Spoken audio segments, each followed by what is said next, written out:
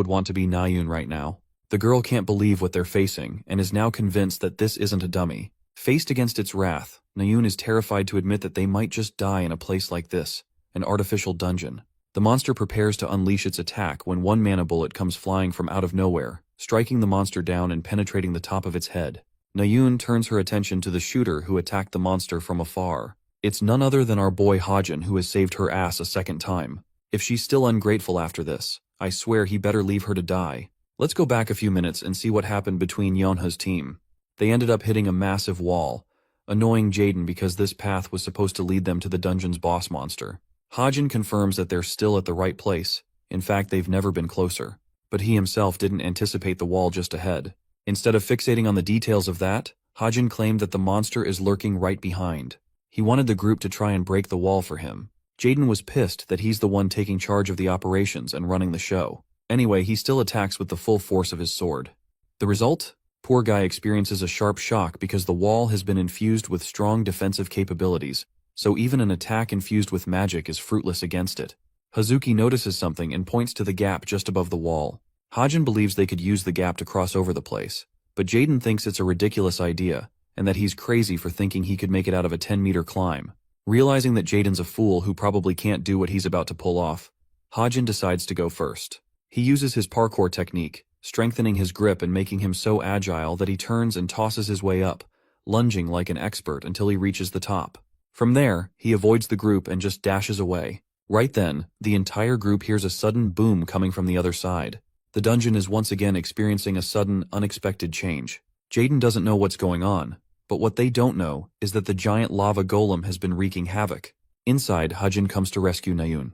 He's pleasantly surprised that the stun properties of his shot just wore off and didn't last very long against this creature of bulldozing size. He calls for Nayun to run away while she still can instead of sitting idle. Things get worse for our boy since the towering monster just so happens to have found its newest target. Bro's face turns pale as he begs Nayun to save him now instead of running her ass away. Instantly, the group assumes battle formation and strikes the lava golem from many angles. But despite their heavy blows, none of the hits work against this beast as it stands impenetrable as ever. Seeing them come to their rescue, Nayun is glad and decides to get down to business as she readies a powerful arrow shot. She wants them to keep the monster distracted while she prepares her shot. A few more moments pass, and eventually Sven shows up from out of nowhere with his surprise entrance. He keeps the monster busy and distracted, allowing Nayun to wind up more of her strength. Remembering the outcome against the demonic human from last time, she swears that this time things will turn out differently. And then, Nayun releases her obliterating arrow which utterly annihilates the monster's face upon impact. The golem's corpse hits the ground as lava melts out of its head. The cadets can't believe that they were able to defeat such a ferocious monster with their combined strengths. Some of them are hoping they're getting rewarded with a good amount of points. Nayun and Sven also catch up with them. The rest of them are shocked by Nayun's sudden attack, and she calls it her finishing move. Hajin is disinterested about the rest, and fixates his attention on Sven, who has yet to transform into a fiend at this level. It's an alteration from the original story which is certain to cause future changes. The transformation will occur no matter what, especially since he has made a pact with the demon in this cave. Now it's going to be tough because there's no telling when he'll act up against the group and make the story chaotic. Nayun's attention drifts away at the boy in the distance, who is catching his breath. She takes a moment to forget about her anger towards him and comes to talk with him in private. Knowing that she owes him a bit, Nayun tries to utter the words thank you, feeling embarrassed about saying them too. Earning her acceptance is actually a radiant experience for our boy, who can't wonder what the fuck just happened. He spaces out and questions what she said, causing her annoyance as she confirms that she won't say it again for him. What Hajin can't believe is that she actually went ahead and thanked him like this. Her entire life has been riddled with nothing but tragedy. The very first tragedy trailing her life occurred when she turned 6. It was tough for the poor girl to lose her mother at the hands of a fiend, which strengthened her resolve to one day become a hero. Normally, kids were taught to have fun and laugh. But Nayun was different. She was filled with anger and abused her body to its utmost limits from a young age. She was shut off and couldn't build meaningful connections, because that would risk her being vulnerable and being open to others about her past. As a consequence, only a handful of people have earned her gratitude, and there's barely any who can confidently call her a friend. That's why this moment is so special to Hajin, because the character he wrote to only say sorry finally said something completely contradicting herself. He knew it better than anyone else as the author of the novel. Nayun goes on a tangent and questions why he's letting Jonghak's goons annoy him when he's so strong and capable in real situations. After all, Just one shot from his gun was able to stun the monster in place. There's just no way the goons are a match for a guy like him, so she doesn't get his intentions. Hajin expresses that he doesn't really have a way to beat them truly. It's strange to Nayun, who has seen him beat a monster with his weapon. The boy demonstrates his new gun, the Desert Eagle, and explains that it's just a custom-made craft which helps take care of things for him. All in all, he's trying to avoid looking like a strong guy.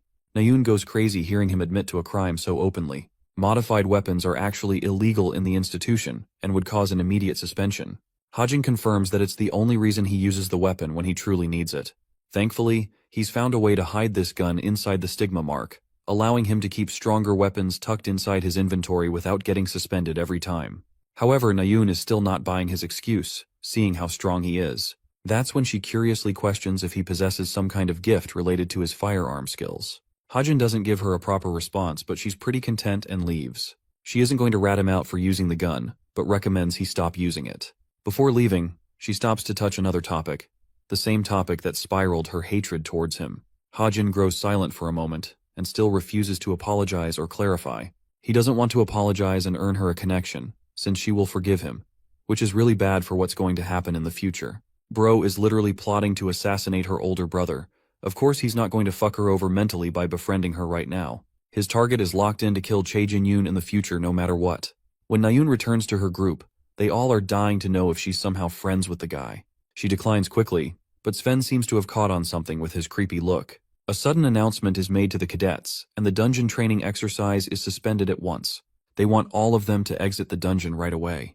I mean, they caught on pretty late. They'd probably be collecting corpses if not for Hajin. Now, there's a bunch of different problems that came up during the assault exercise. The first is the fact that all surveillance cameras were shut down right after the exercise began. Then, real monsters instead of artificial ones found their way and spawned in place of the dummies. Finally, the staff didn't act until the last second when things went wrong.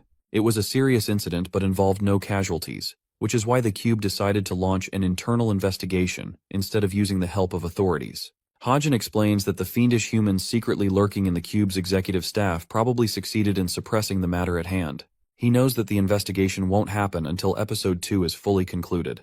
Right now, what's truly troubling him is the objective of the co-author and his intentions with Sven. There's one side effect of making a pact with a demon. It causes a person emotional distress as well as an obsession. The worst possibility that comes to Hajin's mind is Sven going ballistic and killing Nayun. He wants to make sure that that future doesn't come to pass. That's why he's secretly tracking both of their movements. Hajin clicks on his messenger app, apologizes for his immoral ways to get the results he wants.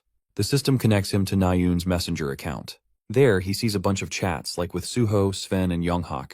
His only topic of interest is Sven himself, who is texting her out to the hunting club's event this week. In the original story, this same event is the breakout of Sven's erupted state. Just to make sure nothing happens, Hajin intends to trail them and do whatever it takes to neutralize the situation. He's also increased his stats now, so he thinks it's finally time to go hunting for the garrison dungeon. In class, Hajin receives a sudden message from his smartwatch. He doesn't know why Suho is calling him out of nowhere. Suho personally asks if our boy is free on Friday because he's been meaning to ask something. Let's talk about the garrison. It's a mountain in the Gangwon-do province known for its spiritual effects. It's often called a training haven by the martial artists who gather from all over the country just to train there. But it's not just them. The garrison is visited by many vagabonds who love touring the mountains for buried treasures instead of risking lives to fight monsters. Well, one of these vagabonds is the ginseng digger, Kim Yoonjun, and he's going to be accompanying our boy for this event. Hajin isn't the least bit excited or touched by Yoonjun's enthusiasm. Yoonjun's confident that he will never be able to find ginseng with how he's doing, but Hajin corrects him, stating that his purpose isn't ginseng but something else. There's lots of blabbering that really crosses odds with our boy, and he simply chooses to ignore him.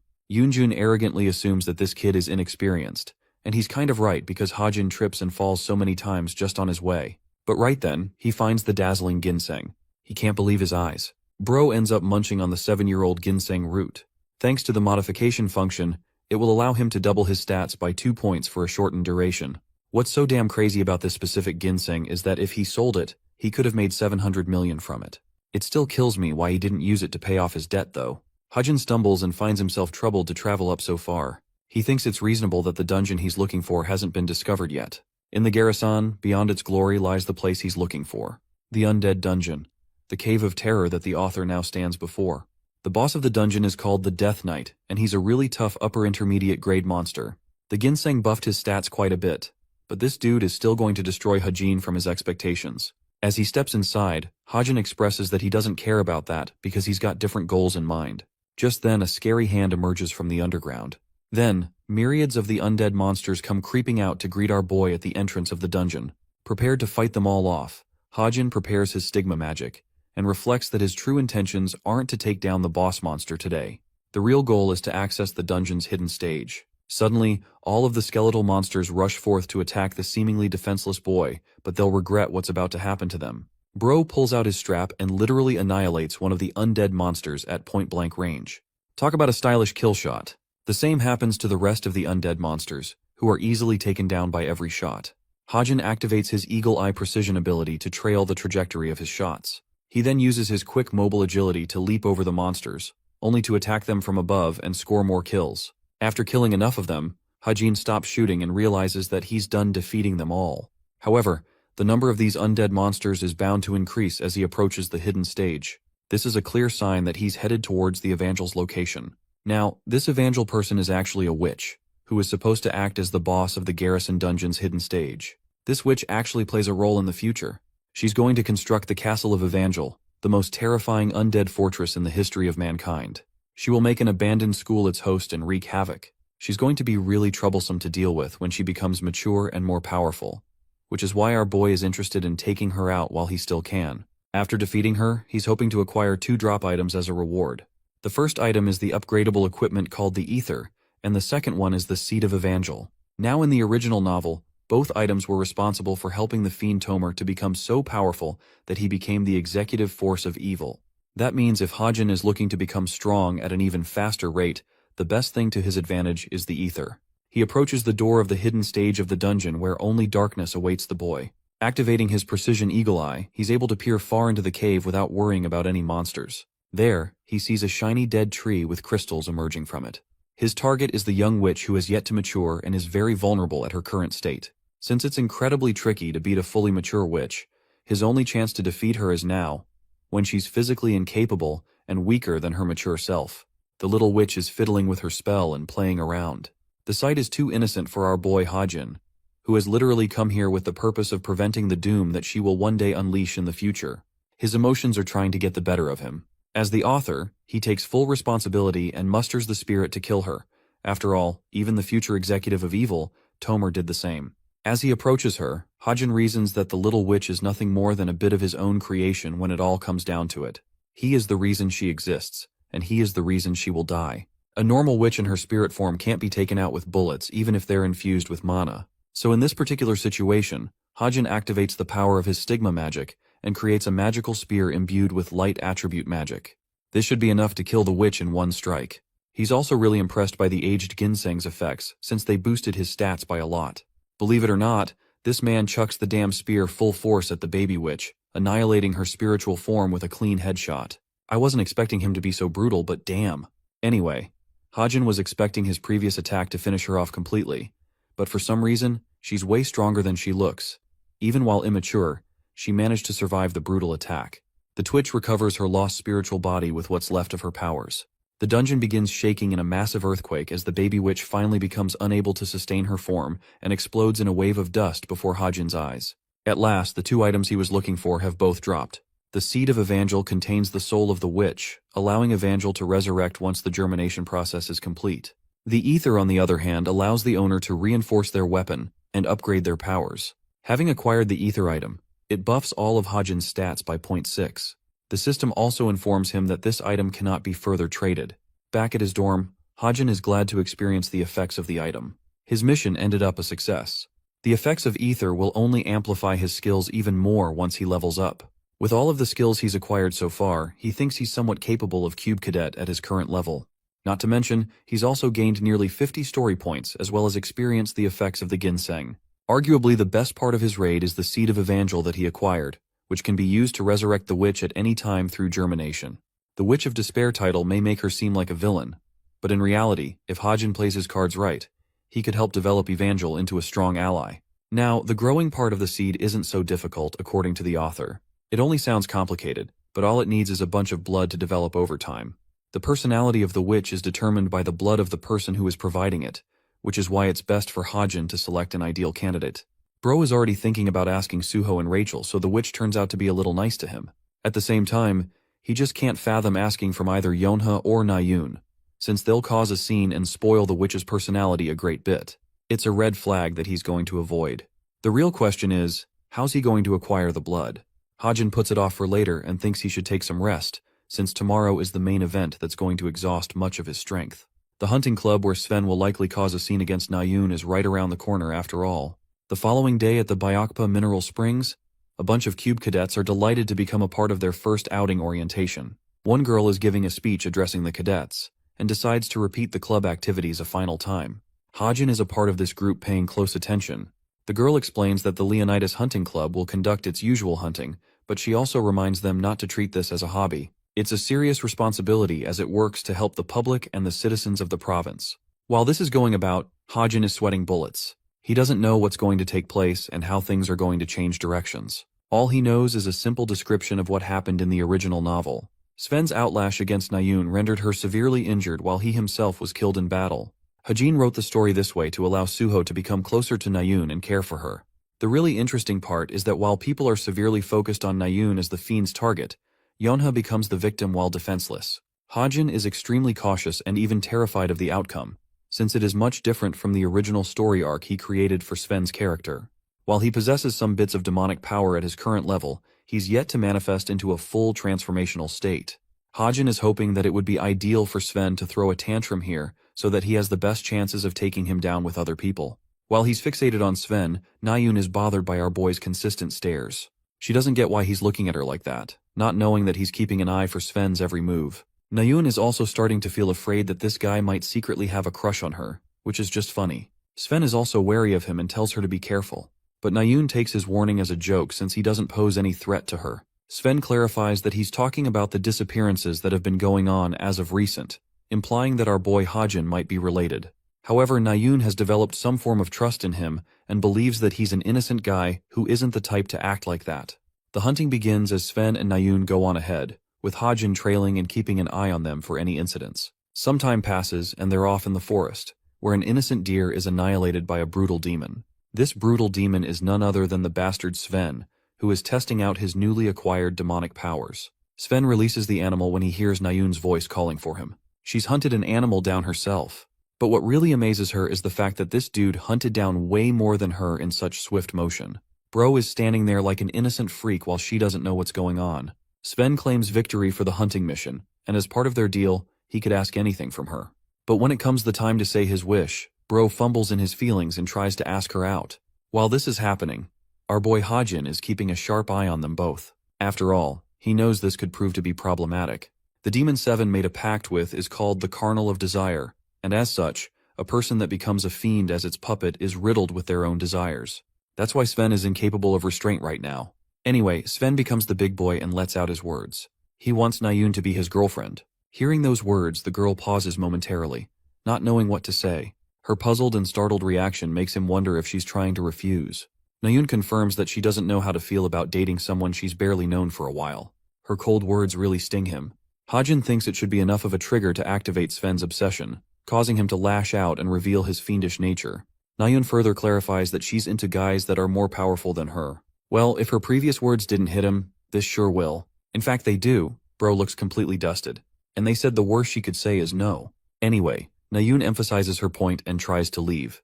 But Sven isn't exactly getting the memo here and asks if he just has to prove that he's stronger than her. At this point, she's getting peeved and getting creeped out by his words. All of a sudden, a demonic hand lashes out at her. Sven annihilates the very ground she's standing on. He's acting like he's being possessed by the nine-tailed fox with this tailed beast form of his. Anyway, the reason our girl survived the brutal attack is because Hajin stepped in and amplified his defense shield thanks to the ether equipment. Just as he's turning to ask if she's alright, Sven impales him with a strong strike.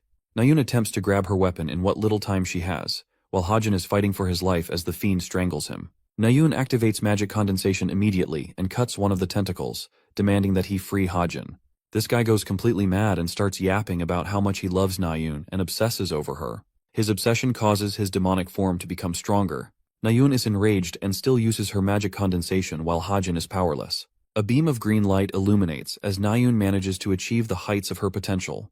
The author explains how there are some characters in the world who end up choosing incorrect weapons that don't match their gifts. Of those characters, Nayun is at the top of the list, since her real specialty isn't with long-range weapons but magic. She materializes a giant sword out of her full strength and demands Sven to free Hajin at once.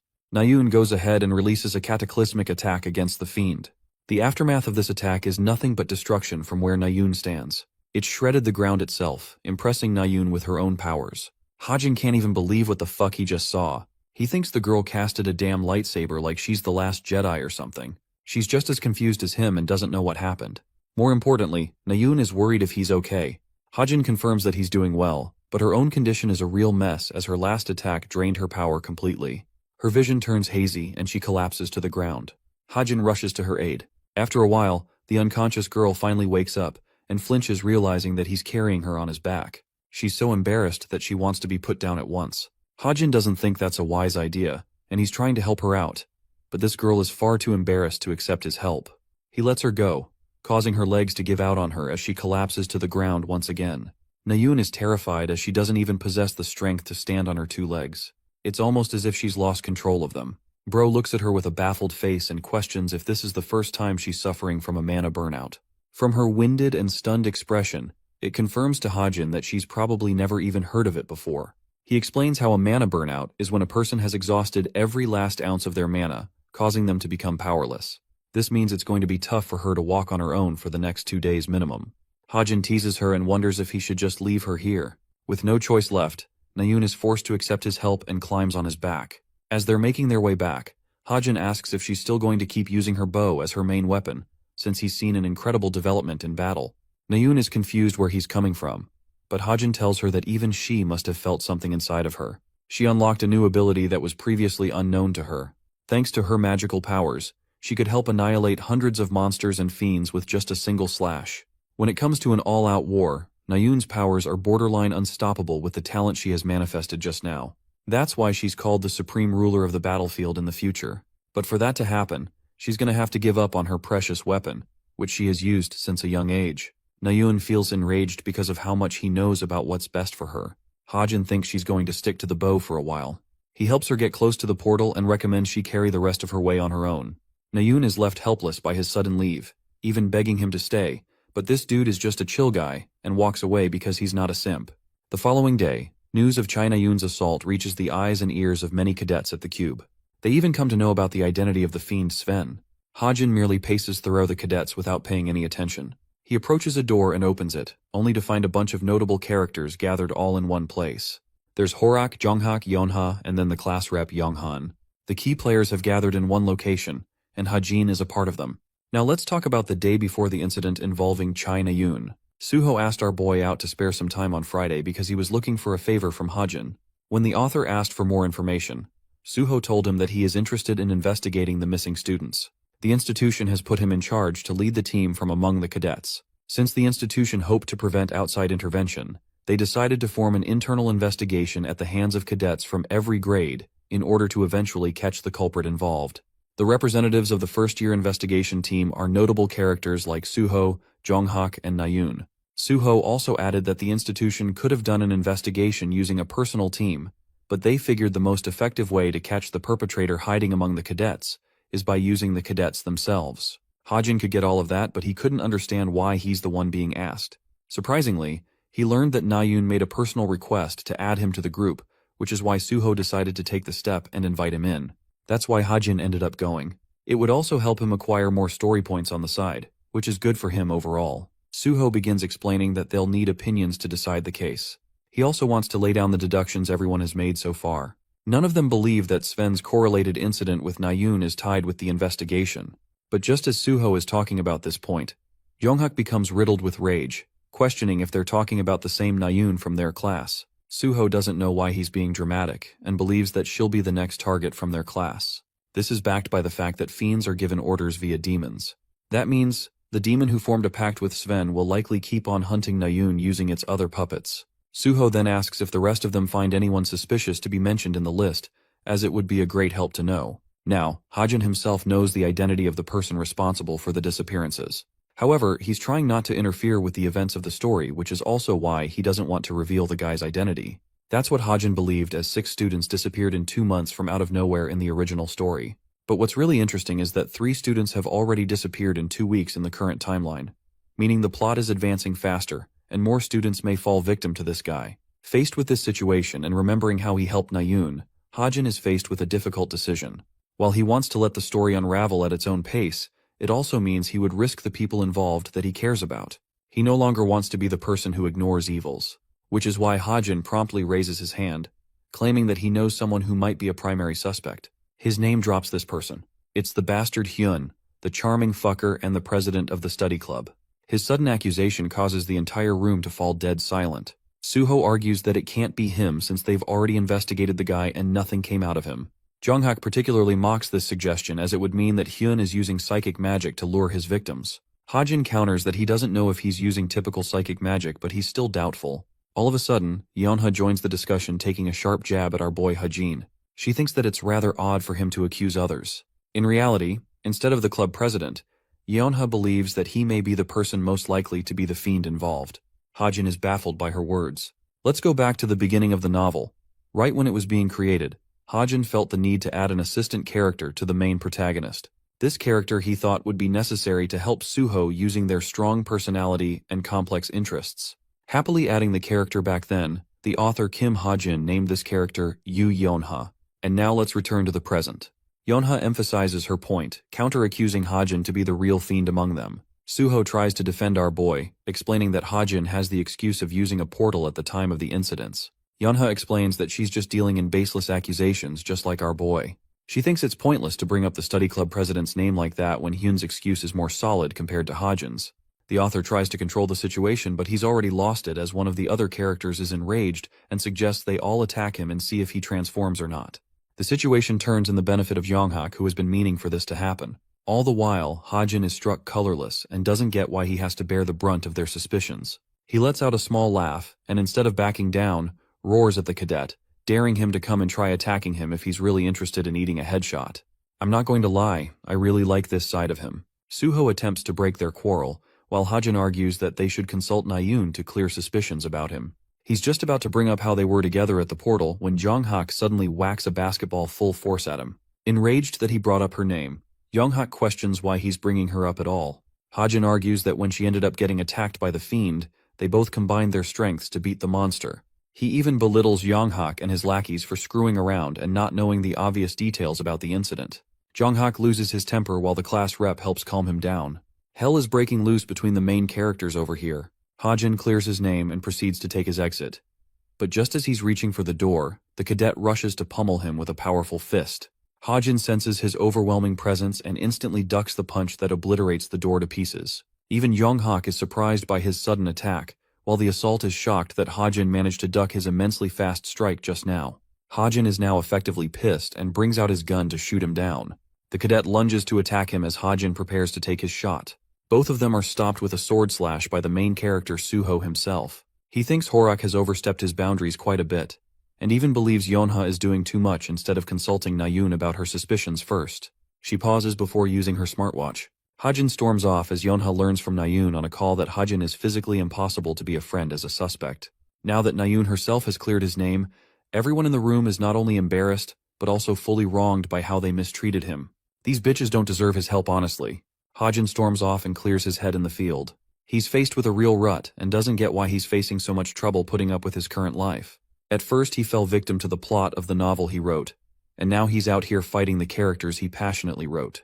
Unable to carry on any longer, Hajin shrinks in defeat and confesses that he's tired of the world he's living in. He misses his real family back at home and expresses a desire to go back to his own world.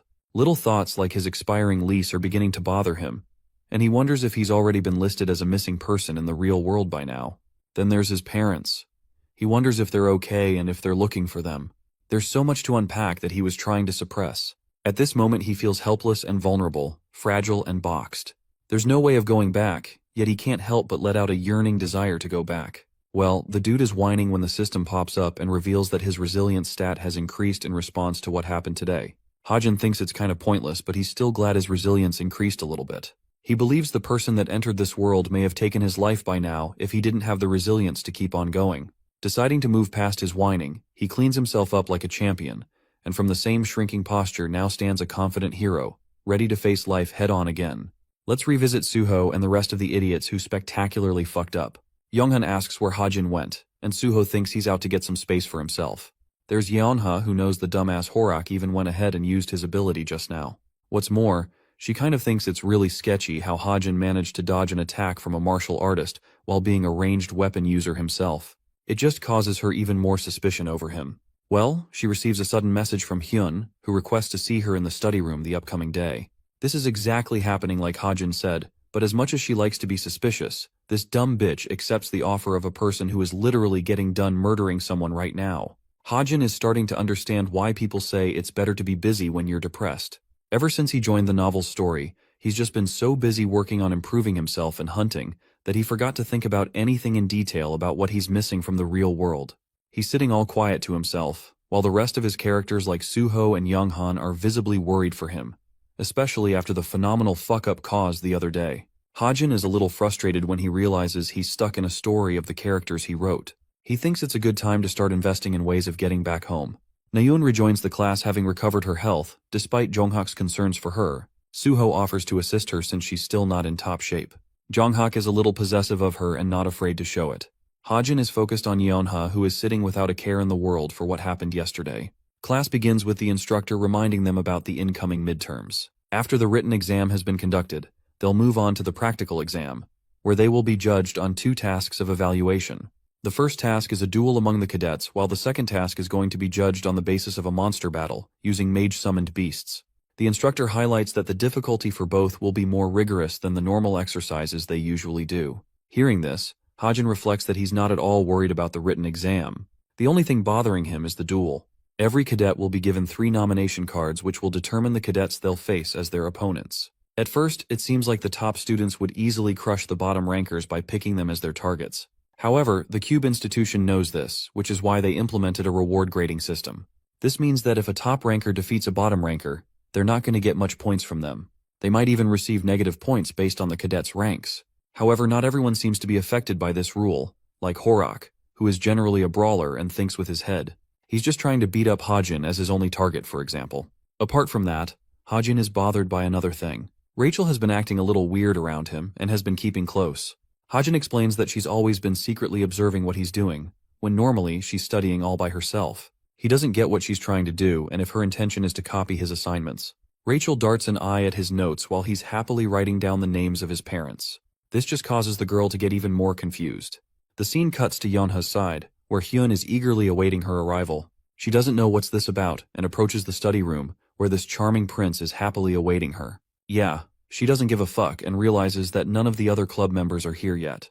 Hyun insists that she take her seat since they'll be here very soon. Yeonha sees a strange scented candle that's been placed out in the open. Hyun makes an excuse that he's using it to improve his focus during studying. He talks about how she's a part of the investigation team to hunt the fiends responsible for the missing students.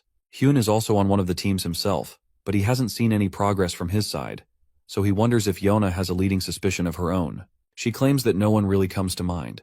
At the same time, she can't help but remember how one idiot talked about some baseless accusations. Intrigued, Hyun inquires further, and with a snap of his finger, he controls Yeonha's body, causing her to feel incredibly relaxed, as if she's hypnotized. She confesses the truth, stating that one of her classmates seems to be convinced that Hyun is the fiend, and he's using psychic powers on the victims involved. Hyun enthusiastically asks if there's any evidence to prove that. This is the part where this motherfucker slipped up. You see, Yeonha immediately catches on to the word evidence as mentioned by Hyun. He tries to play it off cool and claims that he misspoke. But he's already far too deep into her suspicions now. Yeonha readies her weapon and claims that innocent people never talk about evidence when suspected of wrongdoing. After all, they're innocent to begin with. Yeonha brings out her whip, lashing out at Hyun and demanding his true identity. The curtains have been lifted at last. This sinister fiend unravels his true nature and tells Yeonha that her turn will come soon, so there's no reason to rush. The scene ends there, and switches to the second-year student dorms. Here, Yeonha wakes up, finally regaining her consciousness, only to discover that she's stuck all tied up.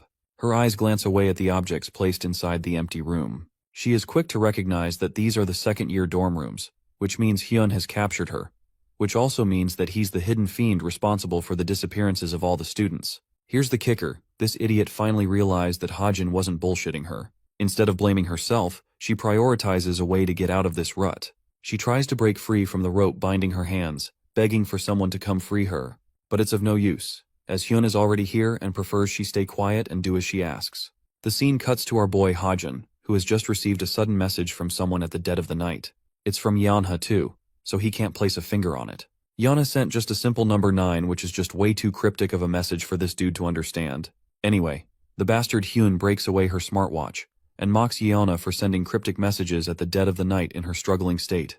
He also takes note of the recipient Kim Hajin, who was supposed to be the person Yeonha rebelled against. He thinks it's just inevitable for Hajin to die as well now. Yeonha roars at him, claiming that he won't get away with his actions, especially since the investigation team is going to be hot in pursuit after him. The murderous Hyun breaks her smartwatch and reminds the girl that he has no interest in staying at the institution. He's just going to kill her and leave the cube. Hearing his words, Yeonha is filled with unfathomable rage, much to the entertainment of this charming fucker. He decides to call forth the demon Lilith, who made a pact with him. Hyun wants to transform her expression to one of horror instead. Let's go back to Hajin, who is still wondering what Yeonha tried to imply with this message. There's a bunch of questions popping in his head, when all of a sudden, he connects the dots and realizes that it's supposed to be 911. Instantly equipping himself with the Tome of Truth, Hajin asks for Yeonha's immediate location. When the book reveals the answer, Hajin is surprised that she's in the second-year dorms. The scene reverts to Yeonha's demise, who is currently facing the voice of the demon Lilith. She comforts the girl who has faced so much loneliness throughout her life.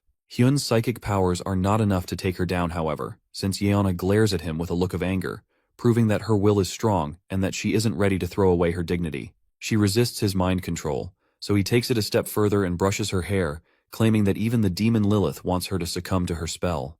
The girl flails as best she can to break free from the psychic spell, while the monster Hyun gleefully remarks that there's no way to escape Lilith's powerful magic, no matter how much she tries to resist it. Then from out of nowhere, Bro gets headshotted from the window. His brains hit the floor as he wails in agony. One voice calls out to Yeonha, taunting her for the situation she's put herself in by refusing to believe in his words. The wounded fiend calls out for the impudent assailant. Hajin happily adds that the bullet he used just now was tailored to his liking. This bullet won't be removed unless proper surgery is conducted, so there's no way of simply healing from it. Hyun goes batshit crazy and unleashes his demonic powers, urging Hajin to reveal his location. In his outrage, he destroys the entire room, even striking down Yeonha with his attack. Hajin thinks he's just pointlessly wasting his energy. He ridicules Hyun-woo and still doesn't know where he is. Our boy is ready to pull the trigger a second time and claims that he's sitting somewhere far. Then, he launches 3 more shots, bursting through the fiend's body and putting him on the ground. His body crashes as he finally sees Hajin's hidden location from afar. He was sharpshooting using his calibrated sniper rifle. Easy kills is why he loves long-range shots.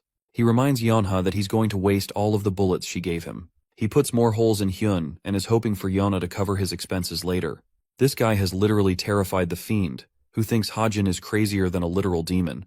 Hajin puts another hole in his back with another powerful shot. At this point, Hyun's a walking zombie full of holes. Content with his work, Hajin thinks it should be enough. He asks if Yeonha's hurt, but thankfully she isn't. He recommends she lay unconscious as the rescue team will be here soon. Her consciousness fades as she releases words of gratitude to the person who just saved her life. Yeonha wakes up at the hospital, where Suho is sitting by her side peeling an apple for her. Suho mentions that there's nothing wrong with Yeonha's physical condition, so she should be fine. She's the one bothered to ask why he's here. Suho explains that each of them took turns to nurse her back to health, and now it's his turn. Yeonha doesn't get why they're doing this for her. Suho expresses that they feel responsible for the situation caused. They were the members of the investigation team, and yet, one of their own was harmed while they focused their efforts elsewhere. Suho apologizes on the behalf of the entire group. Yeonha is speechless and has a feeling Suho is stubborn. She's also formed a positive opinion of him through this interaction. However, the misunderstanding caused between her and Hajin hasn't escaped her mind. She wants to know if a specific individual came to check on her. Suho doesn't get what she's talking about. Too embarrassed to clarify, Yeonha decides not to bother and stares at the beautiful sky outside. Later that day, Hajin receives a personal message from Yeonha, who wants to help repay him for his actions. The situation turned out positive for Hajin personally, since he increased his story points by nearly 500. His Deadeye skill also bumped up a grade and reached grade 7. Hajin notes that it's the most amount of story points he's ever received from one action. He thinks the effort required to resolve one of the main arcs justifies the points he received. While he hasn't really used much of his sniping skills, they were good enough to put Yeonha's life out of danger. Just then, a voice calls out for Hajin. It's the agent Suhyuk, who is delighted to find out the young cadet contacting him out of the blue. The man immediately drops to his knees, begging Hajin not to resign from the contract they made. It's not that serious for Hajin though, because he never planned on doing something like that. Instead, he presents a briefcase to the man, claiming that he's interested in investing his cash in SH Entertainment. His words shock the agent. Let's unpack Hajin's thought process here. The ginseng he acquired and posted on the website returned him with a brilliant 300 million won. First, he used 250 million from that amount to invest in Pack Horsemaster stocks, and the remaining 150 he wants to invest in SH Entertainment. Considering the growth potential of the company, Hajin is confident that it's going to reap him profits just like Pack Horsemasters. The agent is too stunned to speak. He can't even find himself worthy of receiving such a massive amount. Hajin tells him that he should just take the amount for the best of both their benefits. He makes an additional request to buy a magic pouch as well as a high-utility vehicle with the amount. After confirming the agent's age, Hajin tells him to be at ease with the formality and just address him casually. The agent can't accept that coming from his newest investor, which makes Hajin wonder if he should cancel the investment instead. Now that is something that puts the agent back on his toes, as he decides to address Hajin casually. They decide to take a walk by the convenience store for something. The agent asks why they're worried about lottery tickets now. Hajin is so damn smart. He knows he can't receive the prize money for the lottery without an active guardian. He wants to prioritize the best of his luck ability. Hajin wins 2 billion won from the lottery alone. To give you guys a rough comparison, that's equal to $1.5 million. Hajin is prepared to invest this amount as well, and wants the agent to edit the contract accordingly. The agent tries to receive his blessing and guards it with his life, scared that someone might end up stealing the sum from him. Anyway, at an unknown warehouse, a spiritual creature materializes and tells its master that a certain group has begun making their move. The Pack Horsemasters has been listed. The leader intends to steal a particular item and disregards the rest. The spiritual creature also remarks on witnessing something strange. He has come to notice how someone is aggressively buying the Pack Horsemasters Guild stocks. At first, this person invested 3 million, then 10 million, and now a whopping 250 million. It seems suspicious for someone to have so much money without a proper name. The leader doesn't care though, and prioritizes working on their goal. The spiritual creature also reports that he saw a bunch of new pages opening up on the website. There's stuff about the Relic Search Party and the Truth Agency. Something about the Truth Agency strikes odd with him. He wonders if they should file a request to locate the target. The leader aggressively addresses Droon by his name, warning him to cut out his comedy. Droon remembers that the midterm exams are also supposed to begin from tomorrow onwards. Everyone is talking about Kim Suho and Shin Jonghak. Droon wonders if his boss will infiltrate the scene. Turns out she plans to make a move, and she's hoping to find someone useful from among the group, which in this case is implied to be Kim Hajin. Some time passed, and the inauguration for the practical tests of the midterms had finally begun. Hazuki jumps and embraces her mother in kind, as it had been a while since they last saw each other. During the practical week, it is explained that the cube opens up to many employment agencies like guilds and the association, as well as the families of the cadets involved. This results in a giant crowd, taking form like that of a festival. An announcement is made, confirming the cube's position as the world's leading hero academy to nurture the talents of the future. One of the top heroes, Lee Junha, is personally making the announcement, but Hajin doesn't seem to be thrilled about anything so far.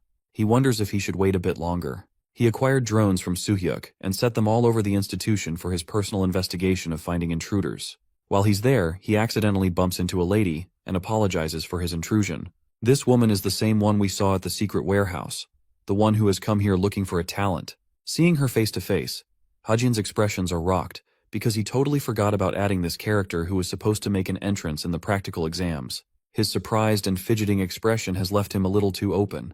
Hajin averts his eyes, realizing that he's made the situation a little awkward. He tries to remedy the situation by saying something. Bro wants to apologize, but the words that come out of her mouth end up praising her beauty instead. The woman looks at him with a cold, deadpan stare, confirming that this idiot made the situation 100 times worse. She merely turns away without responding back, as if to say he isn't even worth the effort. The woman disappears into the crowd and requests Droon to watch out for the person she just crossed paths with, because this individual somehow managed to notice her despite her perception-blocking item. Since he's suspicious, she wants Droon to investigate him further. The author reflects that it's not only the heroes who come to welcome the cadets. Among them is the Chameleon Troop, another group inside the cube. They have the singular objective of either scouting Suho or Jonghak as one of the top rankers. Suho really doesn't fancy their belief systems, and he eventually gets disqualified as a prospective student from their IST. Then they pay attention to Jonghyuk specifically, and that's how the original story of the novel goes. The infiltration isn't the problem that's bothering Hajin. It's the story changes that could emerge from the alterations, causing the security heroes to also be involved. The fight won't just end in a couple of people dying, but much more. Speaking of the chameleon troupe, the heroes get a little annoyed at being unable to find a suspicious person. One of the heroes thinks that they would get a really bad reputation if an intruder passed them right in the middle of the practical week. By the way, these two heroes are Junhyuk and Yongji, both respectively ranked pretty high in the association for their skills. They're trying to eliminate a threat before it manifests in the practical week exam. Anyway, let's talk about the suspicious leaders team. They're surprised that one boy was able to see past the siren necklace, which offers a perception blocking feature to hide its target. The man is actually invested now, because all he sees around him are nothing more than weaklings. As for Drune, he can't figure this dumbass out, since all this guy thinks about is fighting strong people, and that's what he wants to do with Hajin. He is instructed to stay grounded and focus on the mission, since they are unsure about the boy's true capabilities, or whether he poses a threat to them. Drune also tells him that the duels are soon about to commence. The second arena is filled with a large crowd, preparing to witness the first matchup of the day. The first duel announced involves a nomination ticket being used. Kim Hajin is making his way when Yonha stops him suddenly and asks if he's headed to the arena. He confirms because he's supposed to be part of the first match. A satisfied Yeonha decides to use her servant to offer him 100 top-grade bullets like she promised. Of course, he isn't supposed to use any of them during the test, but they're still up to him to use however he needs. She's also ready to lend him more in the future if necessary. As Hajin accepts the briefcase, Yeonha clarifies that she's not trying to make things even out between them just because he saved her life. Rather, she wants him to see it as more of a gift from her side. She also tells him that many people have been asking her about the person who defeated the demonic human Hyun during the previous incident. However, since she knows his identity is precious to him, she decided to keep shut. Hajin is glad and hopes she behaves that way in the future. There's obviously going to be a bunch of trouble popping up for him if people figure he's the one responsible for taking out the fiendish Hyun. Yeonha is strangely talkative today and even claims to accept that Hajin hides his powers for a reason. At the same time, she thinks he's got no shot of passing the exam without using his powers. In response to her claim, Hajin is a little baffled. She asks if he knows who's he facing up against, and the surprised look on his face is enough to say that he didn't know until now. Inside the trainee waiting room, one furious meathead is lifting weights, hoping to utterly demolish Kim Hajin in this upcoming match. The scene goes back to Drune, who is investigating everything there is to know about Kim Hajin's background. There's nothing special to note about him. He was an orphanage who ended up in the military academy. He's also a low-rank student without any special talents. The only thing about him is that he's got a giant debt of 300 million to pay off. Reflecting on what happened between the two of them, the woman questions how he broke past the perception-blocking feature of her artifact. She doesn't know how it happened, and Drune doesn't have any clue either. Jungyoung, the musclehead from before, decides to meet up with the leader of the chameleon troupe. She's annoyed that he bolted off someplace else before coming here. Jungyoung tries to play it cool, but she doesn't care about him and simply asks what he was able to investigate. He claims that he didn't see anyone special from the group apart from weaklings in his way. Drune thinks it's obvious, but he wants to know if there's a particular cadet that stood out a bunch from the rest. Jungyoung claims that he doesn't find anyone noteworthy. Drune explains that the first years are supposed to be exceptional this year, so he prefers Jungyoung to investigate them instead. There's also the fact that Hajin's duel is just about to start. The same boy who managed to see past the perception-blocking ability of their captain. Back at the arena, the high-grade heroes are munching on food, being careless as they could ever be instead of attending to their surveillance duties. They talk about old times and family, when suddenly a man catches their attention. It's Jungyoung, and he's oddly sitting there and smiling for some strange reason. They wonder if he's some kind of fan of the heroes since he's staring at them from afar. Anyway, the fight is supposed to begin. Horak of the martial arts is the first contestant to appear on stage. The one he is supposed to face is ranked one of the worst students in the institution, Kim Hajin. Both fighters stand to face each other. Since Hajin knows he's previously gotten on Horak's nerves before, he plays around and deals some heavy psychological damage. Horak's special move involves using the mana within his body to bring forth an invisible layer. This is called the enhanced protection energy. This means the guy is basically bulletproof to training ammo. And not only that, he's a walking threat to any opponent that makes the sorry mistake of standing before him. It's the first matchup of the year, and both fighters are ready to rumble as the referee commences the start. Horak is the obvious aggressive fighter who makes his fist move, while Hajin waits in anticipation, immediately activating bullet time to feel him out. Also, he's increased the duration of bullet time from 3 seconds to now a whole minute, which is just insane. This will allow him the necessary time to catch up to Horak's insanely fast movements. Well, it still doesn't save him from the dude punching the shit out of the arena and tumbling him. Even Hajin thinks he's some kind of monster. Horak is heavy on the offense and chases after Hajin, all the while obliterating chunks off the arena. The cadet finds an opportune moment and whips out his pistol at last. Hajin is able to use his shot, inviting the arrogant Horak to believe that his opponent is clueless for disregarding the defensive capabilities of his protection energy. He thinks the bullet coming his way will be easily deflected without any problems. But that's exactly what Hajin wanted him to believe. The bullet connects and causes him an overwhelming amount of pain, damaging his shoulder. A shocked Horak is as puzzled as the rest of the people watching this fight. A bullet piercing through the enhanced protection energy has never been heard of before. It's only now that Horak is starting to realize who he's up against. There's just no conceivable way for a bullet to pierce his impenetrable shield after all. The confusion causes him worry, and he shrinks his body to block the incoming bullets. However, every single one of them causes him sharp throbbing pain. Hajin feels sorry for his opponent, who assumed that he was more than capable of deflecting his bullets so easily. The truth is, these bullets have been especially infused with the mana of the stigma magic. At the same time, they boast anti-demon properties, making them a force to be reckoned with. Hajin releases more of his shots, putting Horak on the defensive and the back foot. The crowd cheers for the boy, but Horak has had enough, and in a fit of rage, pummels the arena to stop Hajin's ruthless attack. The debris chipping away from the arena causes Hajin to switch positions and evade. He then gives his opponent a warning before tossing a knife right in his face. Afraid, Horak chooses to avoid instead of deflecting, fearing that his opponent may have equipped a device on the knife. However, it was just another tactic deployed by Hajin to trick his opponent, as the knife was a fake. Now that he has Horak in the open, he shoots him down many times again, making him unable to stand back up on his feet. Hajin slowly approaches the martial artist with his gun. Horak's body trembles as the crowd is struck horrified by what the cadet is about to do next. Hajin's finger is dead set on the trigger, and he's ready to finish this fight. Hajin is prepared to take the shot while Horak is defenseless. To everyone's shocking surprise, Kim Hajin runs out of bullets at the last second. Horak may be exhausted but somehow manages to stand right back up, still as interested as before. But using this situation to his prime advantage, this guy literally throws in the towel and surrenders the fight, rendering his opponent the ultimate bitter taste of both victory and defeat. His sudden resignation even leaves the heroes stunned. The duel comes to a sudden close with the winner being named Horak. This kind of disgraceful victory is at odds with the meathead who roars at Hajin to come back. But our boy is too chill to care about him and leaves the stage. After the fight ends, the doctors are shocked that Horak recovered so quickly from his injuries despite being shot by actual bullets. As for the high-grade heroes, Junhyuk asks for Youngji's impression of the fight that went down. She remarks that the cadet Hajin was rather competent while his opponent made a ton of mistakes. If only he took the fight slowly to his advantage instead of rushing, he could have won. Despite her thoughts, Youngji is solely obsessed with Hajin's performance. There's the fact that he casted inhuman fire